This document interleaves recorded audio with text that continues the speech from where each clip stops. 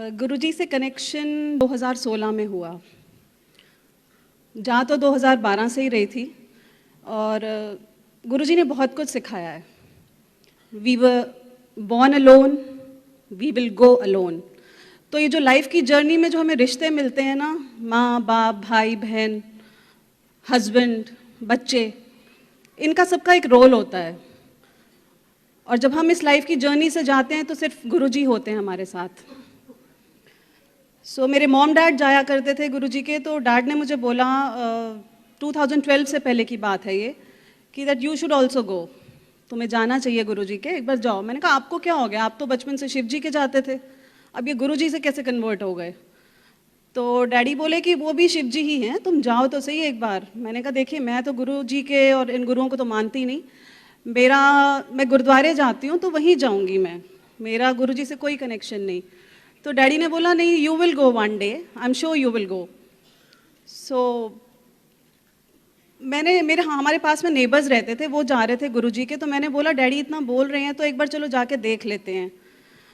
वहाँ पे फिर मैं गई, मेरा कोई ऐसा सच कनेक्शन नहीं हुआ, मैं वापस आ गई। रादर मुझे हंसी और आई, आके मैंने डैड को बोला कि मैंने कहा ये गुरुजी थे, कैसा इनका डेकोर था, और इतना इन्होंने गुरुजी के, जैसे हमारे दिमाग में इमेज होती है ना कि गुरुजी बड़े दो साधु बाबाज एंड ऑल दैट टाइप्स। तो मेरा कोई कनेक्शन नहीं है और मैं वापस आ गई। इन 2012 आई लॉस्ट माई फादर। उनकी डेथ के 2 मंथ्स बाद ही मैंने जाना शुरू करा। पर जानने और मानने में फ़र्क मुझे काफ़ी देर बाद पता चला गुरुजी का। तो 2012 के बाद मैंने every Monday I use to go to Guruji. मुझे सत्संग या इसकी किसी चीज़ की नॉलेज नहीं थी। 2012 के बाद मैंने जाती थी, एवरी मंडे जाती थी, तो मुझे कुछ ना कुछ वहाँ से मिल जाता था। प्रवीण अंकल बाहर होते थे, कभी हर तरह की माला मिल जानी, लॉकेट मिल जाना, स्वरूप मिल जाना। तो धीरे धीरे घमंड आ गया, जैसे कि हम गुरुजी वाले हैं वैसा घमंड आ गया। और सारी चीज़ें मुझे मिली, जो जो मेरी इच्छा थी कि मुझे ये स्वरूप मिले, ऐसा स्वरूप मिले, ये माला मिले। लेकिन जब गुरुजी के चरण स्वरूप की बारी आती थी तो मेरा हमेशा वो ख़त्म हो जाते थे, मैं भी भूल गई। टाइम निकलता रहा, लाइफ की जर्नी चल रही थी, घमंड आता गया कि हम तो गुरुजी वाले हैं, हमें तो कुछ हो ही नहीं सकता, हम गुरुजी वाले हैं। तो ये चीज़ अंदर घर करती गई। प्रॉब्लम्स पहले भी थी, नानक दुखिया सब संसार, सभी के पास प्रॉब्लम्स हैं। प्रॉब्लम्स अब भी हैं, पहले भी थी, बट उनको टैकल करने का वे बहुत डिफरेंट हो गया था। और जो गुरुजी के बहुत क्लोज होते हैं, जो महाशिव के बहुत क्लोज होते हैं, लाइफ की सबसे ज़्यादा हर्डल्स और प्रॉब्लम्स उन्हीं को दी जाती हैं। वो ही झेल सकते हैं जो जिनको दी जाती हैं प्रॉब्लम्स। 2016 अक्टूबर के स्टार्टिंग में मैंने गुरुजी को बोला, मैंने कहा आप तो सबको, कभी किसी को रोटी में दिख जाते हो, कभी ओम में दिख जाते हो, कभी कहाँ दिख जाते हो सपने में। मैंने कहा ना मुझे आप कभी चपाती में दिखते हो, मैं देख देख के थक गई, ना मुझे आप कभी सपने में आते हो। तो अक्टूबर 2016 में गुरुजी मेरे ड्रीम में आए और मुझसे काफ़ी गुस्से में थे वो। I had a long hair, मैं कभी यूजुअली अपने बालों को बांधती नहीं थी, but in that particular dream I was tying my hair. और मैं गुरुजी एक शिव जी के मंदिर में चल रहे थे, सारी संगत उनके साथ थी। मैं भाग के संगत के बीच में से जाके उनके पैर छूने की कोशिश करती हूँ। वो बहुत स्पीड से चल रहे हैं और मेरे बाल पकड़ के खोल देते हैं, ज़ोर से तो झटक देते हैं गुस्से में, और मेरा सडनली सपना टूट जाता है। और मेरे को लगता है क्यों गुरुजी मुझसे गुस्से में है इतना। मैं भी भूल गई, ठीक है कोई बात नहीं, ड्रीम में तो दिखे, वही घमंड चल रहा था, आए तो सही, दिखे तो सही। सेम अक्टूबर 2016, 22 अक्टूबर नहीं, sorry not 22 October, mid of October, मैं फ्रेंड्स के साथ डांडिया नाइट पे जा रही थी। I was taking a selfie और मैं फेंट हो गई वहाँ पे। फेंट होने के बाद नेक्स्ट डे मेरे को थोड़ी चोट वगैरह आई। नेक्स्ट डे मैंने अपनी मदर को बताया, फैमिली में बताया, तो उन्होंने बोला कि डॉक्टर से बात करते हैं, क्योंकि माइग्रेन इशू तो रहता ही था। तो डॉक्टर से बात करा, उन्होंने बोला कि आपको MRI कराना पड़ेगा, उसके बाद ही हम बता सकते हैं। मैंने बोला कि MRI तो मैं करा ही नहीं सकती, that is really a tough job, 45 minutes आप मुझे एक मशीन में डाल देंगे और मेरे को कुछ हो ही नहीं सकता ना। मैं मम्मी को बोल रही हूँ भाई मुझे कुछ हो ही नहीं सकता, मैं गुरुजी वाली हूँ। कह रहे तुझे कराना तो पड़ेगा ना। जैसे बोलते हैं कि 90% कर्म गुरुजी ले लेते हैं, 10% तो हमें काटने ही पड़ेंगे। चलो जी, फिर एमआरआई कराया, 45 मिनट्स मशीन में डाल दिया। मैं जय गुरु जी बोलती रही। मैंने कहा कुछ होना तो है नहीं, सारे लोग पागल हुए हुए हैं। सो रिपोर्ट्स आई तो मुझे पारस हॉस्पिटल में डॉक्टर वीएस मेहता के पास भेजा गया, and it was a brain tumour. That was the last stage. I had just 1 month of life, and that was not curable. I had 2% chances of survival, जिसमें बोला गया था कि अगर मैं सर्वाइव हो भी गई तो right side of the body will be paralytic.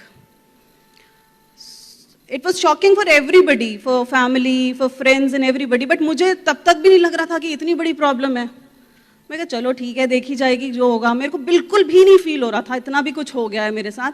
सब आसपास रो रहे हैं, प्रेयर्स कर रहे हैं। मैंने कहा क्या हो गया ऐसा। सो उसके बाद तो 3-3, 4-4 घंटे के एमआरआई हुए। उसके बाद तो पता ही नहीं चला 45 मिनट्स कहाँ गए। तो सर्जरी 22 अक्टूबर को हुई। It started morning and it ended till evening, जिसके अंदर काफ़ी कॉम्प्लिकेशंस रही। सर्जरी से एक दिन पहले रात को 12 बजे के बाद मुझे कुछ खाना नहीं था। तो वन ऑफ माई कलीग, उनको किसी सेवादार ने रात को 11:30 बजे हॉस्पिटल के रूम में, 12 बजे कुछ नहीं खाना था, 11:30 बजे हॉस्पिटल के रूम में मेरे पास गुरुजी के चरण स्वरूप, जल प्रसाद और 2 चपाती में हलवा लिपटा हुआ आ गया। सो वहाँ से मेरी और गुरुजी की जो जर्नी है, घमंड टूटना और जो कनेक्शन गुरुजी से जुड़ा मेरा, वो वहाँ से स्टार्ट हुआ। आई वॉज स्पीचलेस, मतलब आंखों में आंसू थे, कुछ बोला नहीं जा रहा था। और किस तरह मुझे गुरुजी ये मिराकल दिखा रहे थे कि हॉस्पिटल के रूम में जो चरण स्वरूप मैं इतने टाइम से जा रही थी, नहीं मिल रहे थे, वो हॉस्पिटल के रूम में मिल गए। सुबह 9 बजे सर्जरी स्टार्ट हुई, शाम को 6 बजे तक चली। ट्यूमर वगैरह रिमूव कर दिया। इट वाज कैंसेरियस, आईसीयू में शिफ्ट किया गया। हेड टू टो बॉडी का एक एक पार्ट वायर्स और कैनुलाज में था, और सिर के ऊपर से एक मोटी सी ट्यूब जा रही थी जो ब्लड क्लॉट्स ले रही थी। सो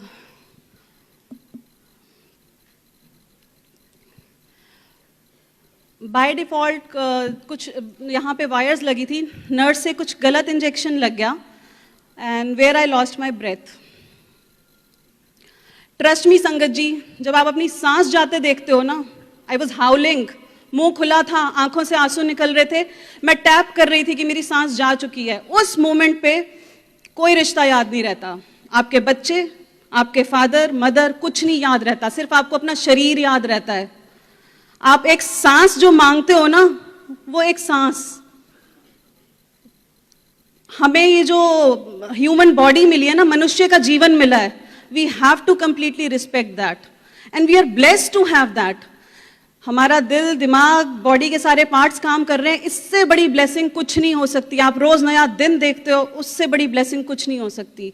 एंड उस मोमेंट पे जब मैंने अपनी ब्रेथ को लूज किया, जब जाते हुए देखा, दैट पर्टिकुलर मोमेंट, मुझे कुछ नहीं याद आ रहा था कि बाहर मेरे बच्चे खड़े हैं, मेरी कोई वेट कर रहा है। उस टाइम मुझे सांस चाहिए थी, and that made me realise कि लाइफ इज सो ब्यूटिफुल। वहां पे गुरुजी ने बोला कि आप वैल्यू करो अपने ह्यूमन बॉडी को, नहीं वैल्यू तो एक हॉस्पिटल का चक्कर लगाया, नहीं उसके बाद भी अपनी एक उंगली या कुछ काट के देखो, पेन होएगा, अभी पिंच करके देखो, पेन होएगा। उस टाइम जब आपको पेन होएगा ना, तो उस टाइम आपको घर वाले या कोई आपका नियर और डियर नहीं याद आएगा, उस टाइम आपको वो वैल्यू बॉडी की याद आएगी। So respect that. ये बहुत बड़ी ब्लेसिंग है कि हम सब यहाँ बैठे हैं, गुरु परिवार है, इससे बड़ी ब्लेसिंग और क्या चाहिए। आप रोज नया दिन देखते हो। सो उसके बाद थोड़ा ऑक्सीजन वेंटिलेटर्स पे रखा, धीरे धीरे सांस वापस आने लगी। फिर थोड़े दिन बाद रूम में शिफ्ट किया। मुझे किसी फिजियोथेरेपी की ज़रूरत नहीं पड़ी, मेरे कोई पैरालिटिक भी नहीं हुई। हाँ, इनिशियली मुझे प्रॉब्लम थी, बॉडी के राइट और लेफ्ट पार्ट बहुत डिफरेंट लगता था। मैंने डॉक्टर्स की जान खाती थी कि मुझे क्या हो गया है, राइट और लेफ्ट पार्ट बॉडी का डिफरेंट है। तो then he made me explain, जब किसी का हाथ कट जाता है तो वो उस जगह से उठाने की कोशिश करता है, बट हाथ नहीं है। सेम मेरे साथ हुआ। सो वो लाइफस्टाइल आप अडाप्ट कर लेते हो। जैसे हो आप वैसा लाइफस्टाइल अडाप्ट कर लेते हो। 4-5 दिन बाद डॉक्टर मेहता रूम में आए तो उन्होंने बोला कि देखो राशि तुम बिल्कुल ठीक हो अब। उन्होंने मुझे फ़ोन दिखाया and I had no hair, I was bald. That particular moment I actually broke down.